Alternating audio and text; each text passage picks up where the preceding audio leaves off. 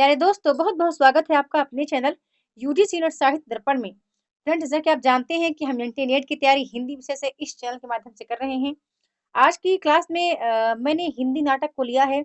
मैं चाहती हूँ कि हिंदी नाटक से जो 20 प्रश्न मैं आपको प्रतिदिन लेकर आती हूँ, वो नेक्स्ट जो होगा हमारा टॉपिक है नाटक नाटक विधा से होगा। और ये 20 प्रश्न लाने से पहले मैं आपको नाटक में बता दूँ कि कौन-कौन सा टॉपिक महत्वपूर्ण है, जिनका अध्ययन आपको नाटक में कर लेना है। तो चलिए वक़्त को ज़ाया ना करते हुए हम बात करते हैं। सबसे पहले आपको देखना है नाटक का जो सामान्य परिचय है वो थोड़ा-सा देख लेना है, नाटक की परिभाषा देख लेना है। आपको पता है कि नाटक काव्य का ही एक महत्वपूर्ण रूप है और भनत मुनि ने नाटक को पंचम वेद भी कहा है, ठीक है? काफ़ी सारी चीज़ें यहाँ पर आपको देखने के लिए मिलेगी, लेकिन कुछ चीज़ें हैं जो मैं प्रश्नोत्तरी करवाऊँगी, वहाँ पर मैं आपको बीच-बीच में बताती चली जाऊँगी। फिर दूसरा हम आता है नाटक के तत्व हमें देख लेना है। नाटक के तत्व आपको सभी पता है कौन-कौन से हैं, मैं आपको थोड़ा-सा अवगत करा दूँ कि भारतीय साहित्य के अनुसार जो है वो उन्होंने 3 ही माने हैं। एक कथानक माना है, दूसरा पात्र माना है, तीसरा रस को माना है। ठीक है? यहीं पर तत्व के संबंध में बता दूँ कि जो भारतीय साहित्य शास्त्र के अनुसार है, तो ये जो पात्र मानते हैं तो इन्होंने एक पात्र माना है धीरोदात्त, दूसरा धीर प्रशांत, तीसरा धीर ललित और चौथा धीरोदत्त है। ऐसा ये मानते हैं।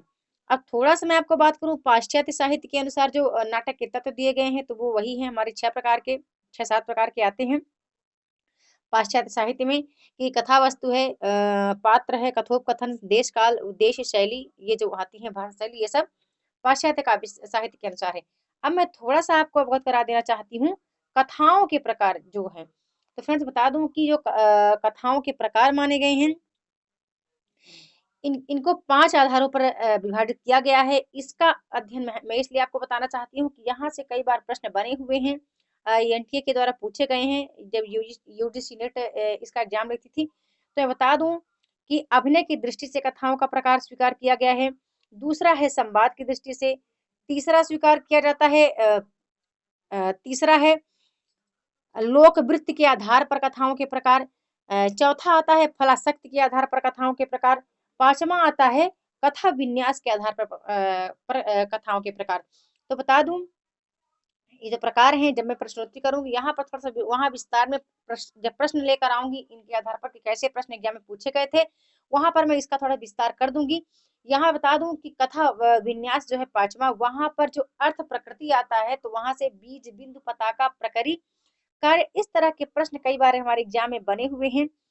तो इसको समझना हमारे लिए बहुत इम्पोर्टेंट है।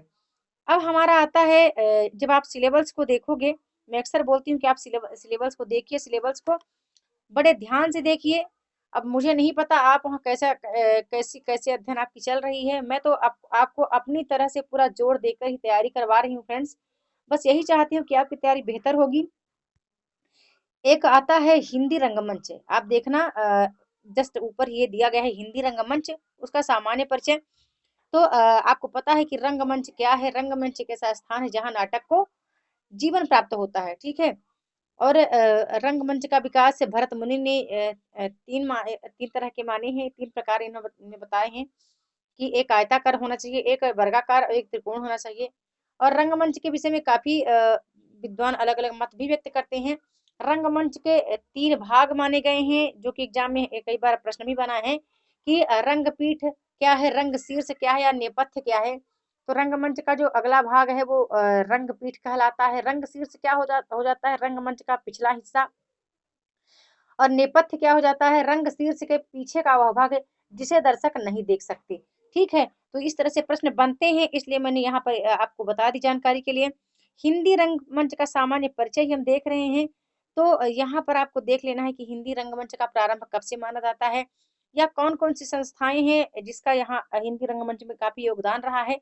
ये आपको देखना है। ये आपको या तो दृष्टि की बुक है वहाँ मिल जाएगी या फिर आपके पास कोई ऑथेंटिक पुस्तकें हैं वहाँ पर इसका ज़िक्र है, नहीं मिलता तो आप गूगल करके भी इसका अध्ययन कर सकते हैं। थोड़ा-सा मैं बात करूँगी हिंदी में प्रचलित रंगमंचों के प्रमुख रूप का कि कौन-कौन से हैं हिंदी रंगमंच के प्रमुख रूप हैं। यहाँ से प्रश्न बहुत बनता है फ्रेंड्स, ये इतना इम्पोर्टेंट टॉपिक है, यहाँ से प्रश्न आता ही आता है। इसको आप ज़रूर देखिएगा कि हिंदी में लोक नाट्यों या रंगमंचों के कौन-कौन से रूप प्रचलित हैं, जैसे रास लीला हो गया, रामलीला हो गया, तो ये कहाँ प्रचलित है?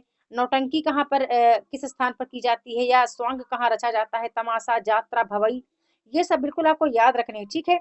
नुक्कड़ नाटक भी हमें देखना है, ये हमारे पाठ्यक्रम में लगा हुआ है, आपको नुक्कड़ नाटक का अध्ययन भी करना पड़ेगा, ठीक है। यदि इसके लिए कोई वीडियो आपके पास नहीं है या कोई जानकारी नहीं है, तो इसका मैं टेलीग्राम पर एक लिंक शेयर कर दूंगी, वहां पर आप थोड़ा सा इसकी जानकारी ले लीजिएगा। अब हम चलते हैं हिंदी नाटक के सामान्य ज्ञान की ओर। अभी तक हम बस नाटक का सामान्य ज्ञान देख रहे थे। अब ये जो हमारा पाठ्यक्रम है, हमारे पाठ्यक्रम में ये लगा हुआ है, ये टॉपिक बड़ा ही इंपॉर्टेंट है फ्रेंड्स, बता दूं महत्वपूर्ण सभी हैं, लेकिन फिर भी मैंने काफी चीजों को काट छांट कर यहाँ पर रखा है। रखा उन्हीं को है जो एग्जाम में अभी तक आए हैं और जिनके आने की संभावना ऐसा लगता है कि आ सकते हैं, उन्हीं को मैंने यहाँ लिया है। तो हिंदी नाटक का सामान्य ज्ञान थोड़ा सा आपको देख लेना है। और महत्वपूर्ण है हिंदी के प्रथम नाटक और प्रस्तोता विद्वान के संबंध में, कि कौन से हैं प्रस्तोता विद्वान हैं जो कि हिंदी को प्रथम नाटक स्वीकार करते हैं, ये जरूर देखिएगा। जैसे गणपत चंद्रगुप्त हैं तो गोरक्ष विजय को मानते हैं। फिर वहीं आचार्य शुक्ल और डॉक्टर बच्चन ने आनंद रघुनंदन को हिंदी का प्रथम नाटक स्वीकार किया है। और फिर भारतेंद्र जी ने नहुस नाटक को जो कि ब्रज भाषा में लिखा गया है, प्रथम नाटक स्वीकार करते हैं। ये आपको देखना है। थोड़ा सा आपको आपकी जानकारी के लिए ये भी बता दूं कि ये चीजें आपको होनी चाहिए कि भारतेंद्र के अनुसार हिंदी के प्रमुख नाटक कौन से माने गए हैं। भारतेंद्र ने हिंदी के प्रमुख या हिंदी के आरंभिक नाटक आप समझ लीजिए, भारतेंद्र जी ने किसको माना है। तो वो तो पहले उनके पिता द्वारा लिखित गोपाल चंद्र या गिरधर दास कृत है नाटक नहुस लिखा गया है, जो कि पद्यबद्ध है, ब्रजभाषा में लिखा गया है, 1859 में लिखा गया नाटक उन्होंने प्रथम माना है। फिर वह द्वितीय नाटक स्वीकार करते हैं, शकुंतला नाटक को राजा लक्ष्मण सिंह द्वारा लिखा गया है। तृतीय नाटक वो विद्या सुंदर को स्वीकार करते हैं, भारतेंदु हरिश्चंद्र का स्वयं है। और चतुर्थ नाटक वो श्रीनिवास कृत है, तप्ता संवरण, जिसको स्वीकार करते हैं। तो ये बहुत इंपॉर्टेंट है, इस तथ्य को आप याद रखिएगा। चलिए अब बात करते हैं प्रसाद पूर्व युग। ठीक है फ्रेंड्स, बड़ा इंपॉर्टेंट तथ्य है। अब प्रसाद पूर्व युग में कौन कौन से नाटक लिखे गए थे, तो रामायण महानाटक की बात कर लूं मैं, प्राणचंद्र चौहान जी का है। इंद्र सभा है, जो कि ओपेरा या फिर गीत नाट्य की श्रेणी में आता है। प्रबोध चंद्रोदय को आपको याद रखना है। चंडी चरित्र भी आपको याद रखना है। साथ ही शकुंतला नाटक निर्वात जी का है, इसको भी आपको याद रखना है, ठीक है। ये कुछ महत्वपूर्ण नाटक है प्रसाद पूर्व जो लिखे गए थे। अब यहीं पर बात करती हूँ मैं भारतेंदु युग का। तो भारतेंदु जो युग है, नाट्य साहित्य का प्रथम चरण स्वीकार किया जाता है। और बड़ा ही महत्वपूर्ण यहाँ से आपको नाटकों की जो रंगशीलता है, नाटकों की जो शैली है, यहाँ से बहुत अच्छी बदलती हुई नजर आपको आएगी।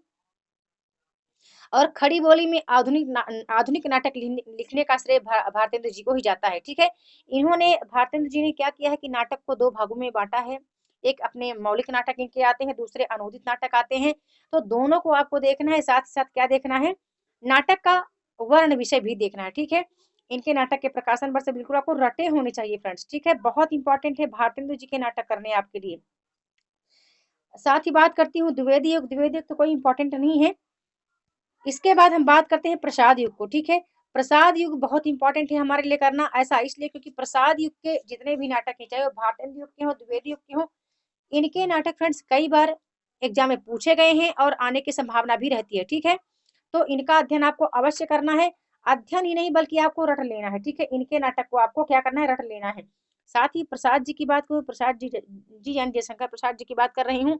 इनके जितने नाटक हैं, सज्जन है, कल्याणी परिणय है, करुणालय है, प्रायश्चित है, राजश्री, विशाख, अजात शत्रु, जन्मेजय का नागयज्ञ, कामना, स्कंदगुप्त, एक घूंट चंद्रगुप्त, ध्रुव सामने, इनका प्रकाशन वर्ष और साथ ही इनका आपको वर्ण विषय याद होना चाहिए, ठीक है। यहाँ से प्रश्न बनेगा ही। काफी तथ्य हैं इनके संबंध में महत्वपूर्ण दिए गए हैं, जैसे करुणालय को एक गीत नाट्य स्वीकार किया गया है। तो यहीं से प्रश्न बनते हैं कि प्रसाद जी के कौन से नाटक है जो गीत नाट्य की श्रेणी में आती है, ठीक है।